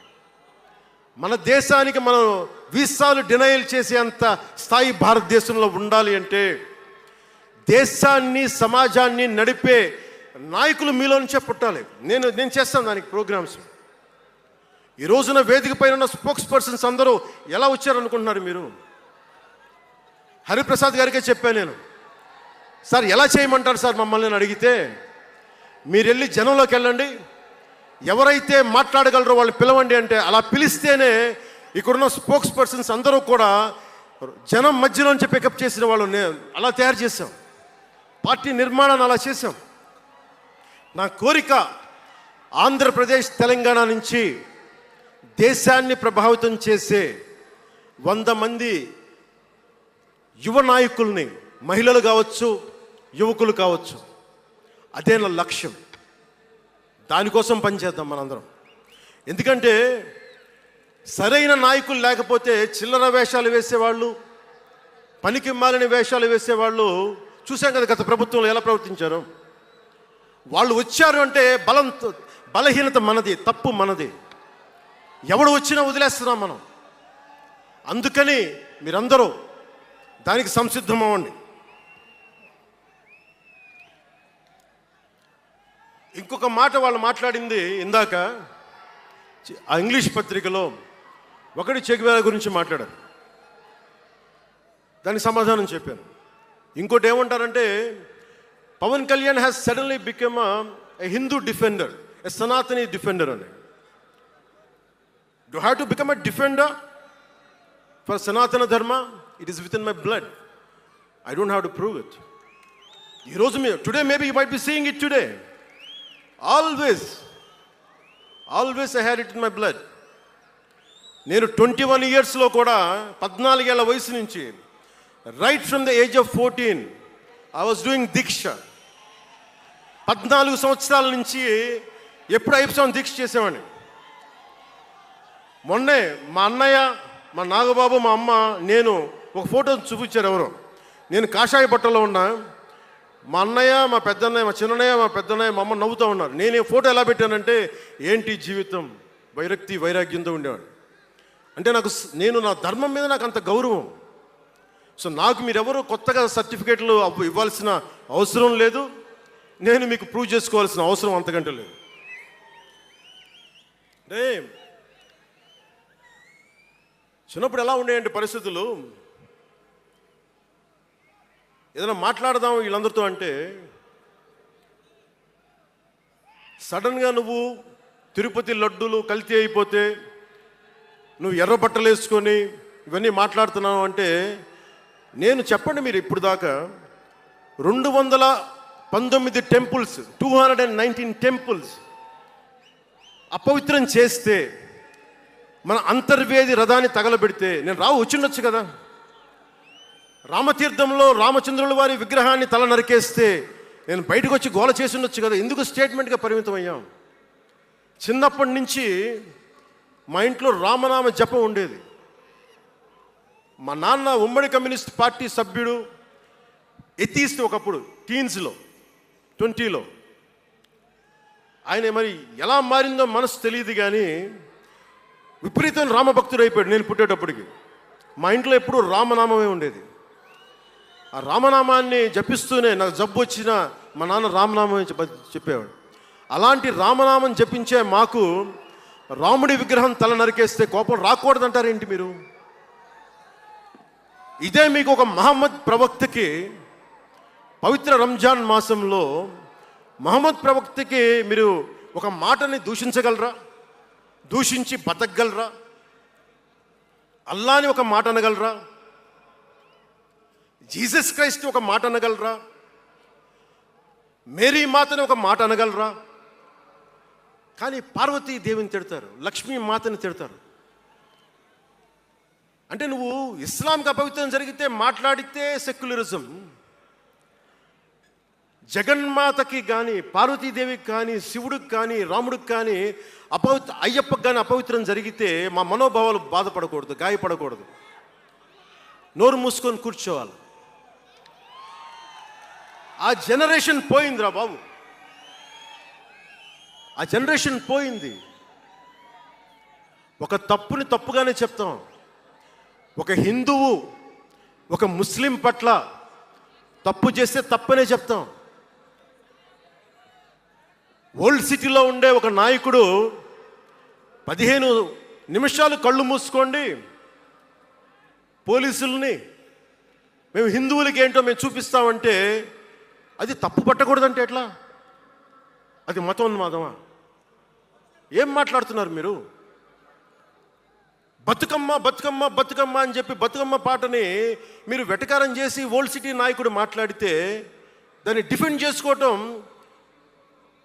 హిందూ అహంకారం అంటే నేను ఏం చెప్పండి? నేను అంటే అల్లాహకు ఒక న్యాయం, మహమ్మద్కి ఒక న్యాయం, అమ్మవారికి ఇంకో న్యాయమా? అలా కుదరదు బాబు. ఈ ధర్మం అందరికీ సమాన అవకాశం ఇచ్చింది. సనాతన ధర్మం ఉండబట్టే సనాతన ధర్మం ఉండబట్టే విజయనగర రాజులు మస్జిద్ కట్టించారు. సనాతన ధర్మం కాబట్టే బంగ్లాదేశ్ని హిందువుల రక్తంతో తడిపి బంగ్లాదేశ్కి విముక్తి కలిగించాం. ఈ చరిత్ర తెలుసుకుంటే కదా. దేశ విభజన జరిగింది. మీరు ఎంతమందికి తెలుసు దేశ విభజన కష్టాలు? మీరు సినిమాలు నరుస్తారు. అక్కడ తాగిపోయారు మీరు. నేను అక్కడ తాగలా. నేను అమితాబ్కి ఫ్యాన్ని, నేను చిరంజీవి గారికి ఫ్యాన్ని. కానీ దేశానికి అంతకంటే పెద్ద ఫ్యాన్ నేను. అంటే మీరు మనందరికీ బాబాసాహెబ్ అంబేద్కర్ గారి గురించి తెలుసు. First law minister of Bharat. ఎక్కడికి వెళ్ళినా ఆయనకి 100 అడుగులో, తెలంగాణకి వెళ్ళినా ఆంధ్రాకి వెళ్ళినా 100 అడుగులో ఇంకా పైన విగ్రహం పెట్టి మనం ఆరాధిస్తాం. మీకు ఎవరికైనా తెలుసా? అంటే సనాతన ధర్మాన్ని తిడతా ఉంటారు. మీకు ఎవరికైనా తెలుసా? పాకిస్తాన్ ఫస్ట్ లా మినిస్టర్ దళిత కమ్యూనిటీకి చెందిన జోగేంద్రనాథ్ మండల్. ఆయన పేరు ఎప్పుడైనా విన్నారా? ఎంతమంది వినుంటారు? ఆయన ఏ పరిస్థితిలో చచ్చిపోయారో తెలుసా?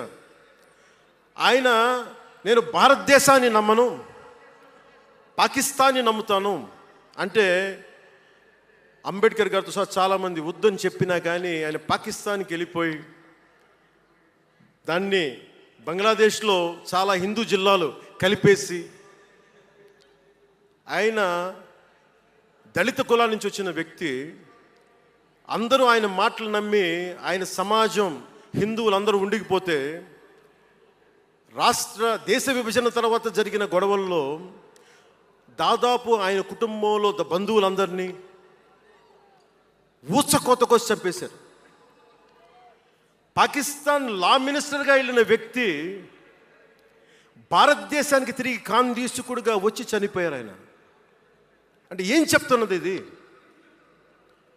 10-12% ఉండే హిందువులు పాకిస్తాన్లో, 10-12% ఉండే హిందువులు ఉండే పాకిస్తాన్లో, బలూచిస్తాన్లో అంతమంది ఉండే హిందువులు ఈ రోజున 1%-2% పడిపోయారు. బంగ్లాదేశ్ గొడవల నుంచి హిందువులు పారిపోతున్నారు. మన దేశంలో అలా జరిగిందా? ఎంత మర్యాద ఇస్తాం ఇస్లాంకి? నా దగ్గర ఉండే వ్యక్తులను అడగండి, ఇస్లాం పాటించే నా దగ్గర ఉండే నా సన్నిహితులను అడగండి. ఇది పవన్ కళ్యాణ్ గొప్పతనం కాదు, సనాతన ధర్మం నాకు నేర్పింది ఇది. నువ్వు రాముణ్ణి ఆరాధించు, అల్లాని గౌరవించు, అల్లాని ద్వేషించమని మాకు సనాతన ధర్మం చెప్పలా. ఇది చెప్పాలి, అర్థం చేసుకోవాలి. ఇది ఈ సూడో సెక్యులరిస్టులు, కుహానా సెక్యులర్ వాదులు. నేను ఒకసారి వైజాగ్లో 19లో ఒక సీనియర్ నాయకుల్ని అడిగాను. నేనేమడిగానంటే secularism, what is the true meaning of secularism అని. అలా మాట వచ్చి నేనేమడిగానంటే, మీరు ఒక హిందువు తప్పు చేస్తే ఖండించండి, ఒక ముస్లిం పట్ల ద్రోహం చేస్తే ఖండించండి, శిక్షించండి. అలాగే ఒక ముస్లిం ఒక హిందువుల్ని ద్వేషించినా దాడి చేసినా శిక్షించండి. ఇద్దరికి శిక్ష ఒకటే.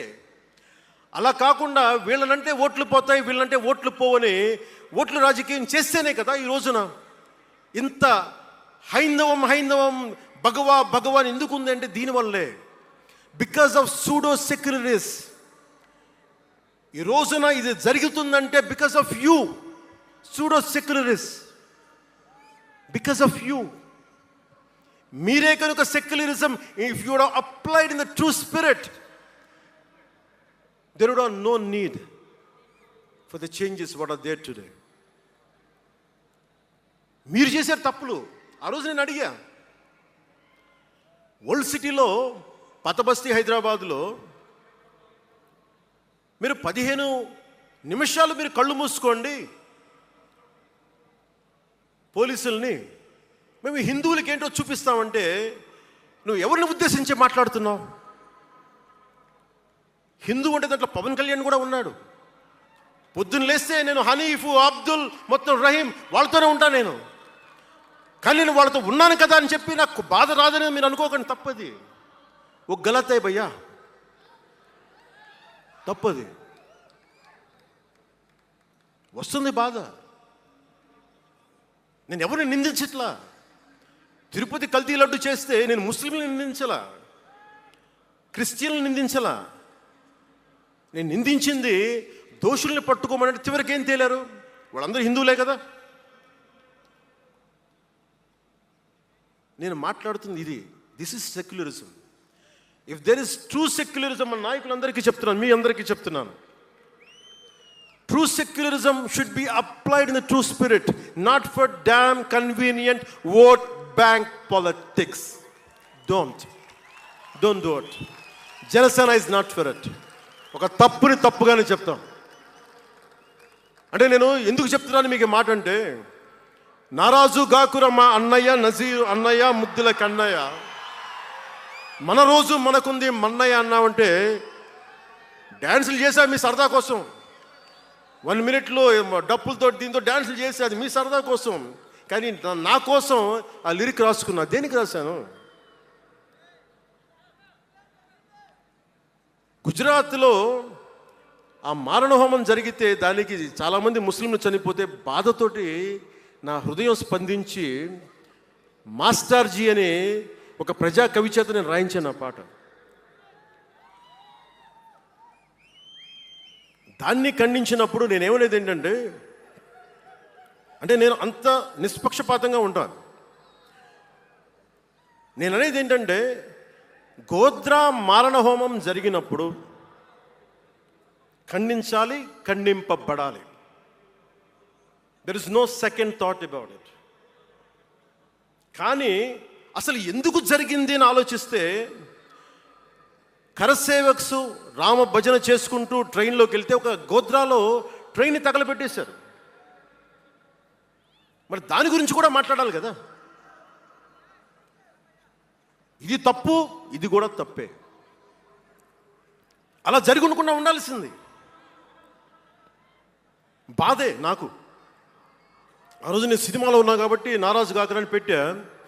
అదే గనుక అలాంటి సంఘటన నుండి ఏం చేయాలి మనం? అలాంటి తప్పులు జరిగితే మొదటి తప్పు చేసిన వాడినే వెతికి వెతికి పట్టుకొని జ్యూస్ లాగా సెకండ్ వరల్డ్ వార్లో జర్మనీని ఎలాగా సౌత్ అమెరికాకి వెళ్ళినా ఎలా పట్టుకొని శిక్షించారో మొస్సాద్, అట్లాగా తప్పు ఎవడు చేయనండి, either is a Hindu or Muslim, ఎవరైతే మొదటి తప్పు చేశారో వాళ్ళని కనుక శిక్షిస్తే పర్యవసానమై ఉండవు. ఇది చాలా బలంగా ఆలోచించాలి. అంటే ఇవన్నీ ఎందుకు చెప్తున్నాను, ప్రతి ఒక్కరూ చాలా క్షుణ్ణంగా వినాలి. ఎందుకంటే భవిష్యత్తులో మీకు ఇవే పోరాటాలు. మీరు ఎమ్మెల్యేలు అయిపోయాం, మంత్రులు అయిపోయాం, అందరికీ కార్పొరేషన్ పదవులు వచ్చేసినాయి అంటే కాదు. ఇప్పుడు మనం వేసింది తొలి అడుగు మట్టుకే. నేను భారతదేశం కోసం చనిపోవడానికి సంసిద్ధంగా ఉన్నాను, గుర్తుపెట్టుకోండి. ఎందుకంటే నా ఇంటెన్సిటీ చాలా వైల్డ్గా ఉండదు. అంటే మాట్లాడితే సంస్కృతాన్ని తిడతారు, హిందీని మీరు రుద్దుతున్నారు, సౌత్లో దక్షిణాదిని అంటారు. అన్ని దేశ భాషలే కదా. మన తమిళనాడులో తమిళ్ హిందీ రాకూడదు, హిందీ రాకూడదు అంటుంటే నాకు అనిపించింది మనసులో ఒకటే, అప్పుడు తమిళ సినిమాలను హిందీలోకి డబ్ చేయకండి. డబ్బులేమో హిందీ నుంచి కావాలి, ఉత్తరప్రదేశ్ నుంచి డబ్బులు కావాలి, బీహార్ నుంచి డబ్బులు కావాలి, ఛత్తీస్గఢ్ నుంచి డబ్బులు కావాలి, కానీ హిందీ మాకు వద్దంటే అదే న్యాయం. పనిచేసే వాళ్ళందరూ మనకి బీహార్ నుంచి రావాలి, కానీ హిందీని ద్వేషిస్తానంటే ఎట్లా? ఇవన్నీ మారాలి కదా. అందుకని భాషల్ని ద్వేషించాల్సిన అవసరం లేదు.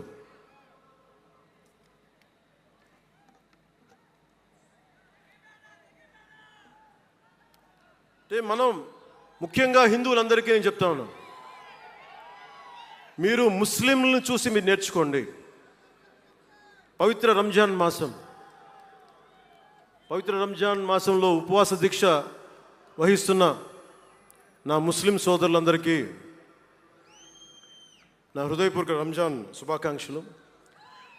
సంస్కృతాన్ని తిడతారు, గుళ్ళల్లో సంస్కృతాలు మంత్రాలు చదవకూడదంటారు. ముస్లిమ్స్ ఆ మాట అంటున్నారా? అరబిక్లోనే కదా, ఐదర్ హిందూ ముస్లిం, ఐదర్ మా ఆంధ్రప్రదేశ్లో ముస్లిం కావచ్చు, తెలంగాణలో ఉన్న ముస్లిం కావచ్చు, తమిళనాడులో ఉన్న ముస్లిం కావచ్చు, అరబిక్లోనే కదా మంత్రాలు చదువుతారు, ప్రార్థిస్తారు. హిందూ ధర్మంలో సంస్కృతంలో చేస్తారు. దానికి ఏంటి సమస్య? తమిళంలో చదవాలా, తెలుగులో చదవాలా, కన్నడంలో చదవాలా? ఆ విధి విధానాలు ఉన్నాయి, వదిలేసేయండి వాటిని. వాటి జోలికి వెళ్ళకుండా కష్టాలని వాటిని పట్టించుకోండి.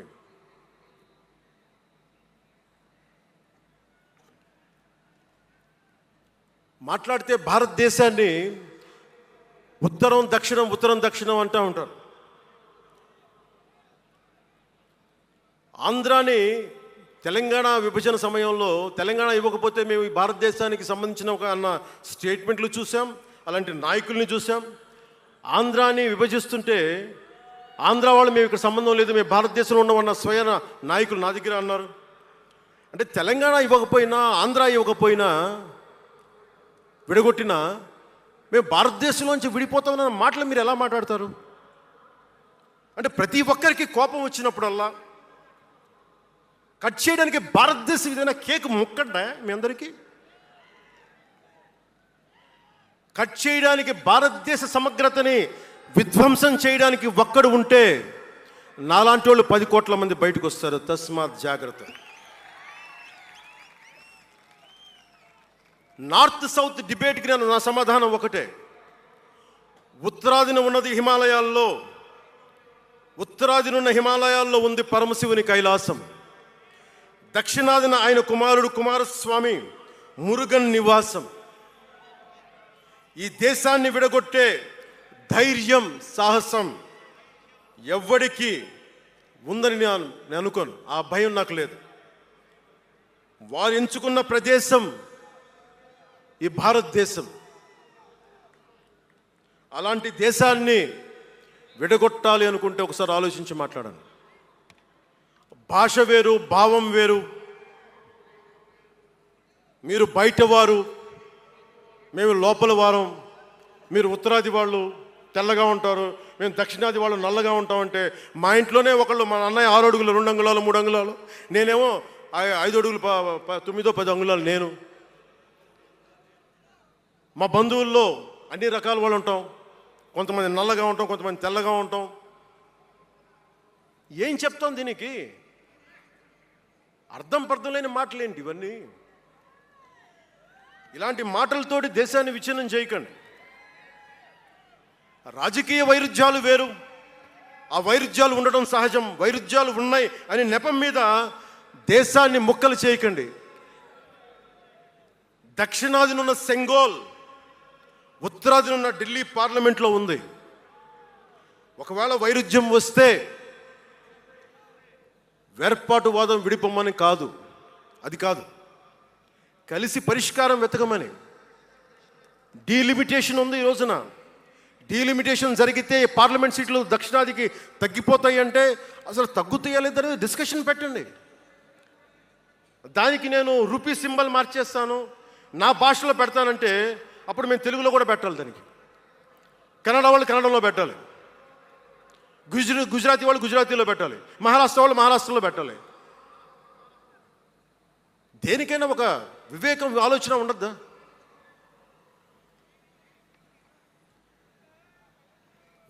ఉన్నత పదవుల్లో ఉన్నవారు మీరు చాలా ఆలోచించి చేయాలి. చాలా ప్రభావితం చేస్తాయి మీ మాటలు.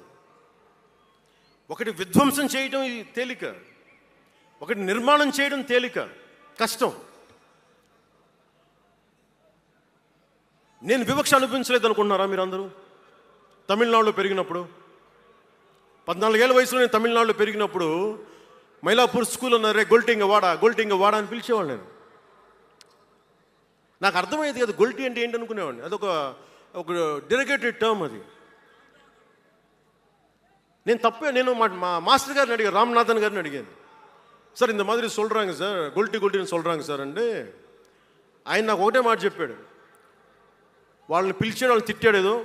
ఏంటి సార్ గొల్టి, ఎందుకు సార్ గొల్టి మీనింగ్ అంటే ఆయన ఏదో నవ్వి వదిలేసి ఆయన ఒక మాట అన్నాడు, అరే தெலுங்குని రివర్స్ பண்ண గొల్టి అని சொல்லுவாங்கடா, அப்படி என்ன பெரியார் வந்து தெலுங்குக்காரன் தான்டா, పెరియార్ வந்து తెలుగుకారన్ దా, బలిజన్ నాయకర్ దారు అవరు. ఆ టైంలో ఇప్పుడు మన తిరుపతి రాయలసీమలో ఉండే బలిజ నాయుడు కులానికి చెందిన వ్యక్తి పెరియార్ గారు, తెలుగు ఆయన ద్రావిడ ఉద్యమ రూపకర్త. సో అందుకని భాషదేముంది, అందుకని దీన్ని పెట్టుకొని విధ్వంసం క్రియేట్ చేయడం సరైనది కాదు. నేను మీకోసం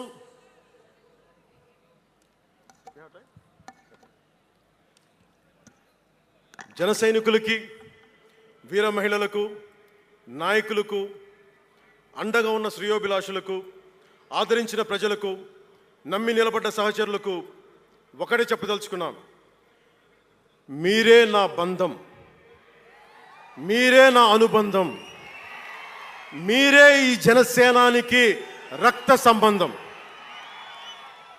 మనందరికీ ఒక కీలక కర్తవ్యం ఉంది. దాని గురించి మాట్లాడుకోబోయే ముందు కవి శేషేంద్ర వాక్యాలు చెప్పి ముగిస్తాను. ఒక తరాన్ని ప్రసవింపజేయడం అంటే ఒక తమాషా కాదు, ఒక నిండు కళల జగత్తుని మేల్కొల్పడం. ఒక దశాబ్దన్నర రాజకీయ ప్రస్థానంలో అలుపెరిగిన పోరాటం చేసిన తర్వాత లభించిన చారిత్రాత్మక విజయం అది. అందుకని మీ అందరికీ చాలా బాధ్యతగా ముందుకెళ్దాం. ఈ విజయం పుట్టుకే 100% స్ట్రైకింగ్ రేట్. అందుకే దేశం మొత్తం చూసింది.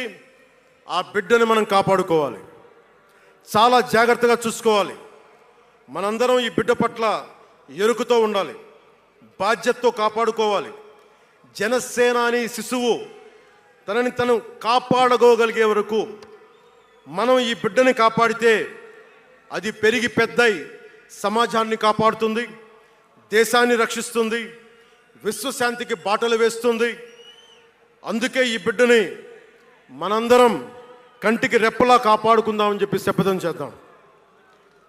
ఒక అవతారం, దాని పుట్టుక ఎలా ఉంటుందో మహాకవి శ్రీశ్రీ కవితా పంక్తుల్లో చెప్పి ప్రసంగాన్ని ముగిస్తాను.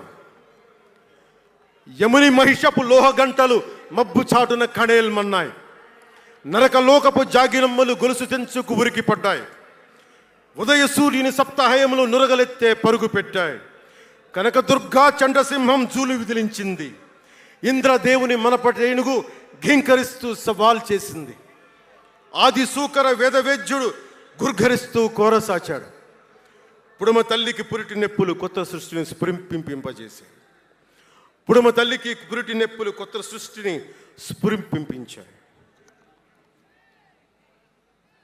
దీనిని లోతుగా ఆలోచించి, ఇక మన ఆలోచన తీవ్రత, భావ తీవ్రత అన్నీ ఉంటాయి. జన సైనికులు మీరు జాగ్రత్తగా ఉన్నంత కాలం మన ఎమ్మెల్యేలు అందరూ బాగుంటారు, మన మంత్రులందరూ బాగుంటారు, నేను కూడా బాగుంటా. మీరు డిసిప్లిన్లో పెట్టాల్సింది మమ్మల్ని కూడా డిసిప్లిన్లో పెట్టండి మీరు. అందుకని 11వ ఆవిర్భావ దినోత్సవం ముగించుకొని 12వ ఆవిర్భావ దినోత్సవం వైపు వెళ్తున్న మీ అందరికీ వచ్చినందుకు ప్రతి ఒక్కరికి ధన్యవాదాలు తెలియజేసుకుంటూ, మీ పెద్దలకి, నాకంటే వయసులో పెద్దైన వారందరికీ నా నమస్కారాలు తెలియజేయండి, పాదాభివందనాలు తెలియజేయండి. అందరూ క్షేమంగా ఇళ్ళకి వెళ్ళండి. సర్వే జనో సుఖినో భవంతు.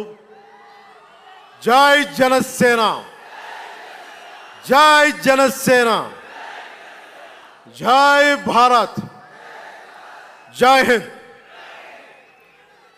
జాతీయ గీతం. जनगण मन अधिनायक जय हे भारत भाग्य विधाता, पंजाब सिंध गुजरात मराठा द्राविड उत्कल बंगा, विंध्य हिमाचल यमुना गंगा उच्चल जलधि तरंगा तव शुभ नामे जागे तव शुभ आशीष मांगे गाहे तव जय गाथा जन गण मंगलदायक जय हे भारत भाग्य विधाता जय हे जय हे जय हे जय जय जय जय हे जय हिंद।